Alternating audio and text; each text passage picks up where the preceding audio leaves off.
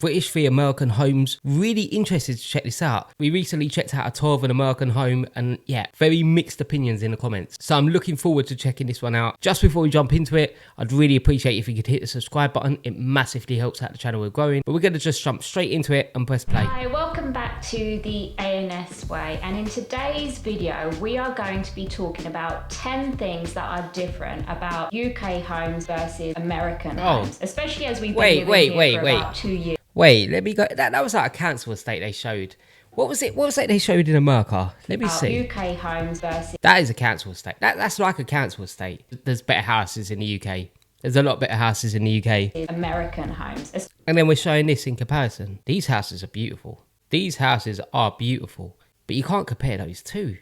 That's just not fair. Especially as we've been living here for about 2 years now. Stay tuned until the end because we've got some questions look at this about American versus UK homes. Please do subscribe if you enjoy this video. Number one, the most obvious one, it's size or lack thereof. Most UK homes are absolutely tiny. We mentioned this in a couple of other videos and they're smaller than Hold on. What is this? So in Spain, in Sweden, 893, in United Kingdom, 818. 818. What is this? And it... Oh, wait. I just see that part.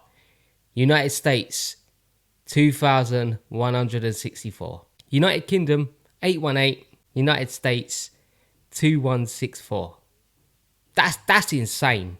That's absolutely insane. That's like double and a half or something like... Wow. I'm shocked. I knew it was bigger, but that's just silly. Look, Spain's better than us. Sweden's better than us. What is going on?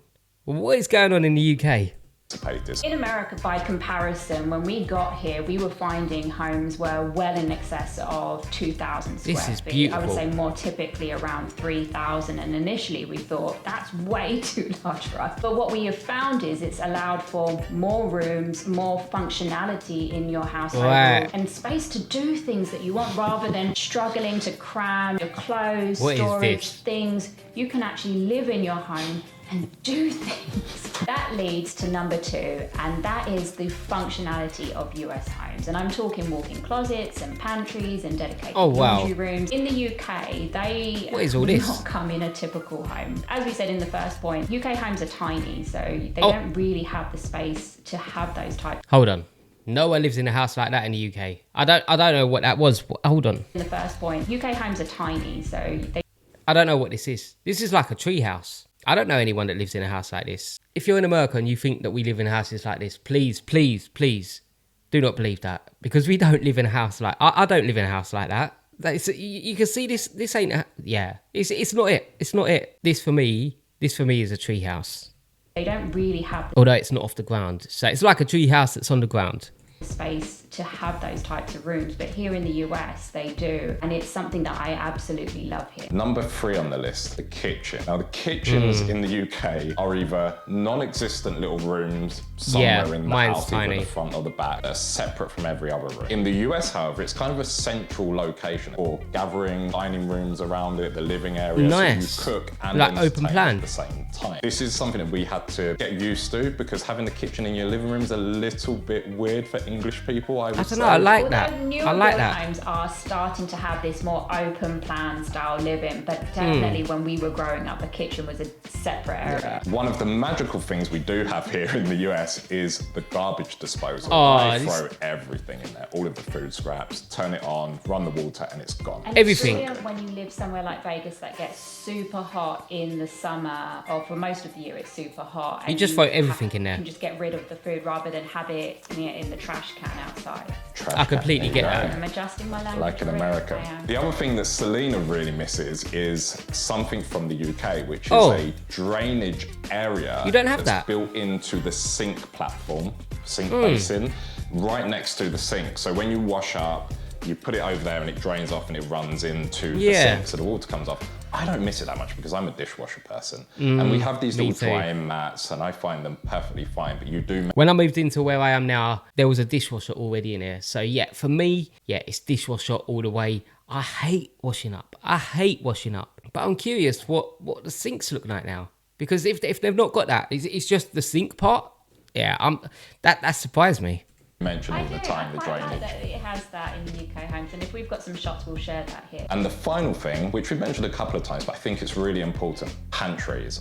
I don't think I've ever seen a pantry in the UK, personally. Here in the US, every home that we looked at has a separate pantry or a huge area that acts as a pantry. And we get to store our huge 25 kilo. You know what? This is why Costco is so good in America. You see, in the UK, I could go to Costco and everything's in bulk. It's in big items, but I've got nowhere to put it. I've only got like 3 little cupboards, and yeah, I'm not putting no bulk stuff in it like that. So I think Costco in America completely makes sense. I've not been to Costco yet, and I'm going to go and visit it soon because I need to. A lot of people said to me in the comments, but if you got a pantry, I mean, you could bulk buy everything. You could bulk buy all the stuff and then you're stocked up. But in the UK, I don't know where I'd put everything. Costco bags of rice and cereal in there. The other thing that you might find, especially for our US viewers, is that in the UK, our washing machine is typically in the kitchen. Now, when I think about that seems ridiculous. Yeah, it sounds really strange. Can you imagine you'll be cooking, or perhaps you're having dinner in the kitchen, you've got friends around, and then your washing machine is going off. Yeah, so a very weird thing about the UK. Mine's in the kitchen. Number 4 is bathrooms, or bathrooms, as they said in the US. They pronounce their THs. So many bathrooms. We have 3.5 in here, and I think in the last place we stayed was 3.5. All of the homes that we looked at had between 3 and 5 bathrooms. They are obsessed. No way. In the UK, you'll be lucky to have 1 main bathroom. Let me know in the comments how many you've got. I'm really curious now. Like I said, yeah, let me know in the comments. And maybe, depending on when your home was built, an ensuite, maybe. Maybe, yeah. Certainly when we were growing up, that just wasn't the norm in houses. But since the 2000s, they started building the new homes started having an ensuite. But even then, the ensuite bathroom was tiny. And comically small. Yeah. Comically small, where 2 of you cannot be in there at the same time. There would be 1 sink. And that's another main difference. Here in the US, their ensuites really do cater for 2 people. They have double sinks. And that would really be a luxury in a UK home. Actually, when I went to one of my colleagues' homes, her shower was so large, it was larger than one of my friend's bedroom. The shower. Wow. Yes, that's how big it is here. I don't know if this is the same across the US, but one of the biggest things I found strange with the bathrooms here, especially the ensuite, was that they don't typically have a door. And that for me is very different from the UK. UK, you will always have a door to your ensuite or your bathroom. At number 5, parking. Hold on, why is there no door? I'm confused about that. How could it not have a door? I thought every toilet everywhere would have a door. That's really foamy. May surprise our American viewers, but in the UK, parking can be a real issue. Yeah. And it's something that we suffered with when we were looking at new build homes, in particular, where they wouldn't have a driveway, so you would be assigned a parking spot, maybe 1 or 2, depending on the size of the home. But that was really something that you had to consider when buying a new build, is whether you're even going to have a space to park your car. Before moving out here, we bought a 3-bedroom family apartment, and you have 1 allocated space, and that was it. There was no option to buy another one. And this isn't just places that are dense cities. We lived much further out from the city of London, so it's quite an odd way. I got to admit, I live outside of London now, and there's a lot of places in my area you don't even get a parking space. You've got to hope for the best when you get home from work that you can park somewhere on the street. If not, you might be parking miles away from your house. And even if you've got a garage in the UK, 9 times out of 10, it's not big enough to put a car in. My car's too big to get in most garages. Being able to park is a huge thing. The city of London. So it's quite an odd way to live in the UK. America, by comparison, has excessive space. Especially here in Vegas, you have ample room to park your many, many cars, trucks, boats, jet skis, motorbikes, RVs. At number 6 is garages. In the UK, it's kind of a mixed bag. Older homes tended to have garages in which you cannot park modern cars because they were built for things like minis, metros, which most cars are too big now, so you can't can't actually get in and open the doors. So you could buy an older home, have a garage, you can't park your car, so they tend to be used as storage. Newer build homes, depending on where you are, as we mentioned, will either have no spaces and no garage, or we did buy a home in 2015 which did come with a garage that was big enough for a car and 2 tandem parking spaces. Which is quite rare. It's very rare, especially the closer you get to London. Yeah. America, on the other hand, it's integral to their home design. They generally will have a double garage that fits within the home footprint. That's a nice instead house. of it being external to the house, it'll be built into the home. And they can genuinely be bigger than... These houses have balconies outside as well at the top. That's so nice. A UK apartment. I think this is a small one, it's about 400 square foot. Some of the ones that we looked at were maybe 500 to 600 square foot, which I'll throw something up on the screen. A UK apartment can be 600 square foot. Is that basically saying that a UK house is the same size as an American garage? That is crazy. Our houses are the size of the garage in America. I don't know what we done wrong. Number 7, we have getting your mail. And this is something that I definitely miss about the UK. Right. In the UK, we have mail that just comes through the door. It's wonderful. You do not have to go anywhere. You hear when the postman arrives, you get your letters. Here, we have to trek about a block to go and get our mail. And it's a discussion every day. Oh, yeah, have you been to check the letterbox yet? In the UK, it's so much easier. Well, where and that's is it? something I definitely miss. And I don't know if that's everywhere in the US, but certainly here in Nevada, that's how you get your mail. Don't you have the mailbox at the end of your yard? I thought the mailbox was just at the front of your house. So like in the UK, yeah, we do get it through the letterbox, but I thought you had a mailbox just at the front. Or have I got that completely wrong and you've got one mailbox in the area that everybody has to go to? Number 8, temperature control, and specifically temperature control rather than heating, because in the US, at least in the parts that we would choose to live, nearly every home has air conditioning. Now, to a UK person, that generally means cooling the home. The way it works here in the US, which is new to me as well, it's amazing. Air comes from the sky. So it cools and heats. They're separate units. One's a gas burner or furnace, and one is an air conditioning unit that cools down. But it keeps and maintains the perfect temperature all year round. Really hot summers, which we get here, 46 degrees Celsius. It's perfect in here. And when it's cold, it takes, how long would you say to warm up in here? 10 minutes maybe? 10 minutes at most to warm the whole house. This leads us on to... I've got to be honest, it takes probably about 2 hours for my house to warm up. If no one's in during the day, you come in at 5 o'clock in the winter, it's going to take about 2 hours for the house to warm up. And for those 2 hours, you're sitting there with a blanket over you because it's freezing. Did he say 10 minutes? That's crazy. To how it works in the UK. Horribly is what I would say. We have radiators, which firstly, to me, are an eyesore, and I know we've done a lot better job of the modern panel ones, but they're an eyesore, they're in the way. I think they're filled with water, a boiler heats the water up and it comes out, and 2 hours later, the house might be livable. 2 hours, I had no idea, I thought the radiator system was quite good until we got here. But trust me, heat from the sky is where it's at. I love it. At number 9, we have gardens versus backyard. In the UK, gardens are like a national treasure for us. They're lush and green.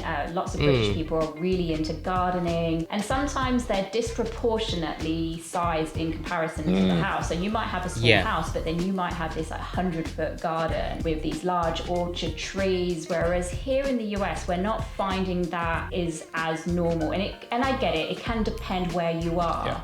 And I've had a few people say to me, why do you call it a backyard and not a garden? Because it's not a garden. There's nothing about our backyard that makes me think of a garden, but it's different. It's a more functional space to put a pool, have your barbecue set up, play games. So to me, it is a backyard that you just make into whatever you want it to be. Whereas in England, it truly is a garden. Finally, number 10. We know this personally because we did put out a video that wasn't specifically about this, but we asked the question, and that is hardwood or hard surfaces versus carpet in your home. Now, I'm still torn. I'm quite traditional in the sense of I love carpet and it feels nice, makes the place feel warmer, more cozy. But I have come around to the practicalities of hard flooring. We use luxury vinyl plank, which is a high quality vinyl, but it mimics hardwood. And it's super easy to clean. You can wipe anything up, you can drop stuff on there and And it looks good.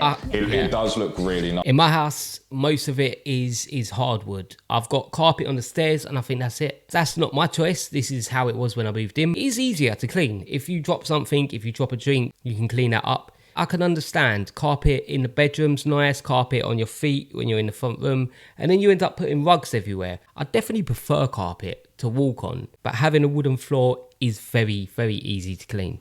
Nice. Where I struggle a little bit is we put lots of rugs down in the soft areas. Yeah. Okay, so we yeah. turn hardwood into carpet just in little spaces, which I think indicates that carpet is the way to go for me. I know lots of people are going to say, no, carpet's awful, it's unhygienic. I think the thing that gets me about American homes, and it was one of the things when we was looking at rentals, was they would have hardwood everywhere, even in the bedrooms. And for me, I do like a bedroom to be cozy with carpet, but I feel like I've come around, so I get it. I do understand how much more practical hardwood is. It's just, it loses the cozy feeling of a UK home. There you have it. 10 things that make US and UK homes different. At the beginning of the video, we did mention that we had some questions for you. So for those who have stuck around, thank you. You're getting our viewer attention up. And here are the questions. Question 1. For those of you in the UK, have you or do you currently experience the parking problems? And if you do, how do you deal with 100%. it? In particular, those where they have shared parking spaces and you might get into disputes with your neighbours. Question number 2.